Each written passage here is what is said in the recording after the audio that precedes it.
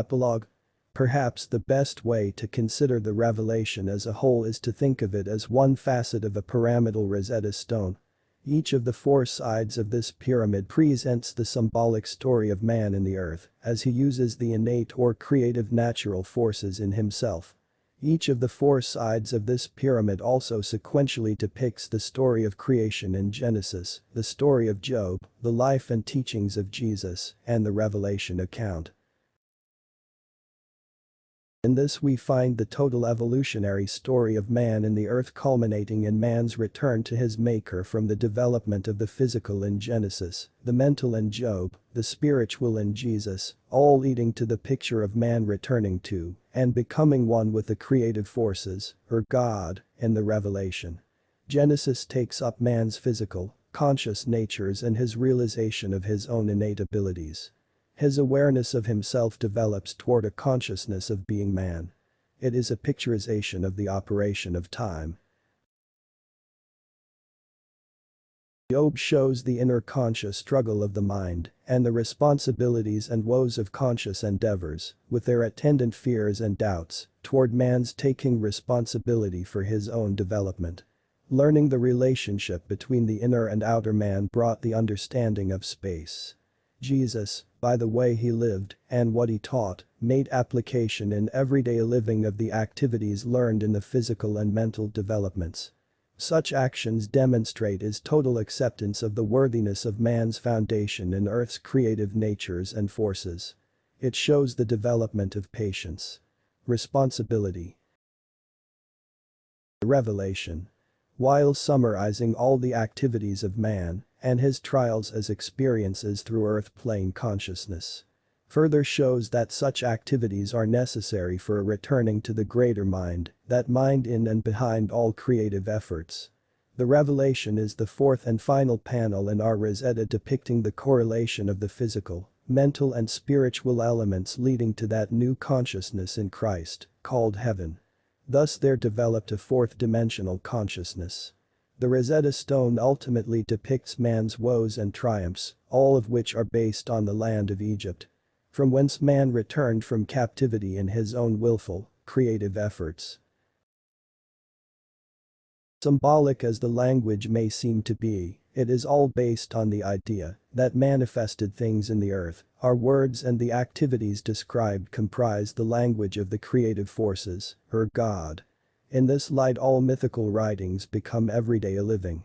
From the mystical symbolisms and meanings found in our Rosetta Stone, it may seem that it is asking too much that man should understand enough to reach a fulfillment of that ancient admonition, know thyself. It could well be that for too many centuries man has considered the only thing necessary for salvation was to believe in forces beyond his understanding. We can readily forgive his attitude toward himself and consciousness of a supreme being, for his mind lacked the knowledge or the tools to look deeply into the body's functionings, much less that of the mind. Only in this century has man developed the technological tools and know-how to even begin a study of the makeup and workings of the body-mind. Present-day man is practical, logical, resourceful, and has developed a desire to understand more of nature and himself. We should be encouraged by his present efforts to learn more of the mysteries of the universe and his inner self. We should take note of a few instances of such endeavors. Scientific studies of atomic structures and particles have led to correlations of ancient and supposedly mystical writings with their laboratory findings of atomic behaviors. The ancients somehow knew, and this knowing is now helping researchers to understand the philosophical and religious concepts behind the fundamental forces in nature and in man himself. The science of holography led physicist David Bohm to theorize that the universe is holographic in nature, and this tends to clarify some of the religious implications of the ancient mystics. Bridge of Capra's The Tao of Physics correlated fundamentals in that ancient religion with modern-day understanding of atomic structures and particles. Scientists in other disciplines are finding similar correspondences. Neurological studies are being conducted to determine pathways of nerve impulses to and through the brain. The discovery of the activities of the brain has opened vast new fields of studies including subliminal body reactions and learning processes. Neurologists are also studying the effects of the various hormonal secretions of the endocrine system on the body-mind. People in all walks of life are being inspired to look a little deeper into their total being by modern-day thinkers who are expanding into newer realms of research and noting changes of paradigms in almost all activities. Such efforts are well documented by such people as Marilyn Ferguson in the Aquarian Conspiracy. The Institute of Noetic Sciences reflects a group effort to look deeper into the unknown and untried, to formulate explanations of man's natures, and to pool ideas for expansion of consciousness. Similar efforts by others are too many and varied to tabulate here, but all are leading toward an expansion of knowledge which in turn leads to expanding and understanding consciousness.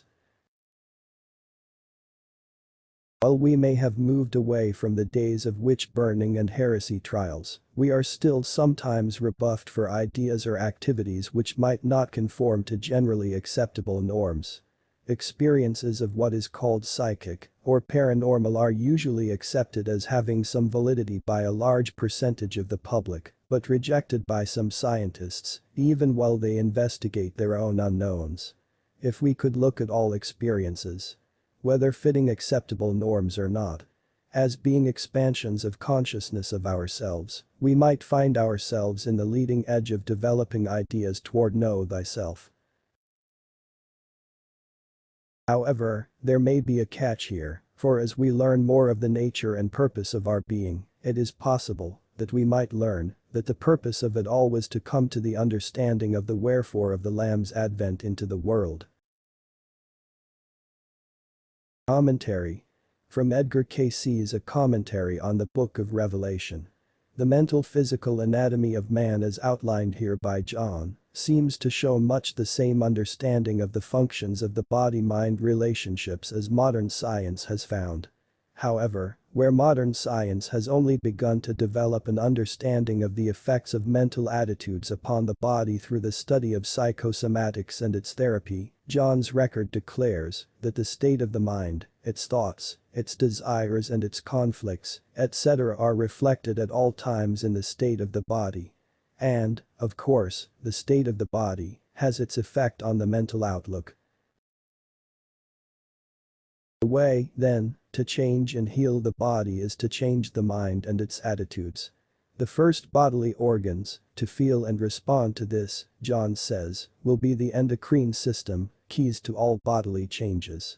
If we can accept this, then man is responsible, not only for how he thinks and feels on the conscious level, but also what happens to him as a result of what his unconscious attitudes attract. However, the greater part of his mind lies beyond his reach, so to speak. This would seem a complete and final obstacle to any aspirations he might have towards establishing total self-control. Or so it seems. John suggests that the key to this dilemma lies in the superconscious mind. By putting the forces of the body-mind back in order, this level of consciousness is released into action, first as a guide and instructor during the processes of cleansing and purification, and finally merging with the personality and operating on the conscious level. Any man acting in complete superconsciousness, the implication is, would be as a god. This has been the goal of all mystics through the ages, and the story of their seeking. This is the explanation of the state of Christhood, the archetype of the evolved man. To the psychologist who has spent long years in the study of the human mind in action, it becomes increasingly clear that present-day knowledge is inadequate for dealing with the problems of people who have become victims of their own tensions and conflicts. Most exploration, so far, seems to have been in the area of the subconscious, the repository of all patterns of repeat actions, of a mechanistic nature. By bringing to the surface something of the residue of this area, it is hoped that the individual will recognize the cause of his problems and be automatically released from his tensions. In many cases this appears to work very well indeed. In an equal number of cases, however, the results are completely unpredictable. If John's information is worth study by the scientific men, as the readings suggest, it may be found that the present assumption that an individual's mentality on the conscious level is the only yardstick to be considered in treatment may have to be abandoned. This may prove not to be in accord with the true situation at all. What if, over the conscious thinking mind of the individual sits a greater mind and judgment, a mind possessing universal scope, which is observing all that is happening, and perhaps bringing about its own conflicts, as its own yardstick for the well-being of the individual is violated? The Book of the Revelation implies a course of action. To read it, if only in its interpretation as given here, means nothing. The real book of the Revelation is the body-mind of man, and his true nature is studied and absorbed only by putting the suggested course of action into practice. In everyday living. In the ensuing experience alone, in the overcoming of everyday problems in self, can man be freed to know himself, and in knowing himself to become what he truly is, and to fulfill his vast breathtaking destiny as outlined by John. The disturbances of a physical nature are of a glandular nature, finding expressions in the various forms in the physical to the superficial and the deeper circulation, between the cerebrospinal and sympathetic, or to the organs, that are under the direction of same. We refer to such as measles, mumps, conditions of throat, the head and eyes. All of these are glandular centers. That is why in portions of the scripture the extenuating activities that take place in the spiritual being are described by the expressions through those body centers.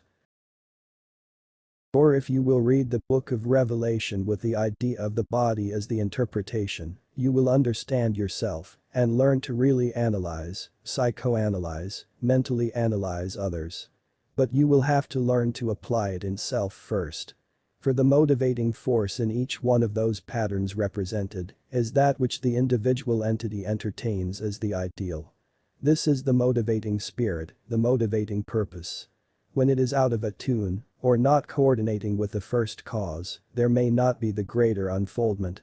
For, it is in self that it becomes out of attune. It loses its power or ability. It loses creative energy or its hold upon the first cause, that is the creator or God. Through what channels do these approach the activity? Through mind. Mind as a stream that which shapes, which forms, which controls, which directs, which builds, which acts upon. The mental and spiritual must be in accord with that first cause in order that it may bring into the material consciousness that which is in accord with the divine purpose. Ye are already in eternity, thy soul has been since the beginning. What are ye doing about it? Are you using it?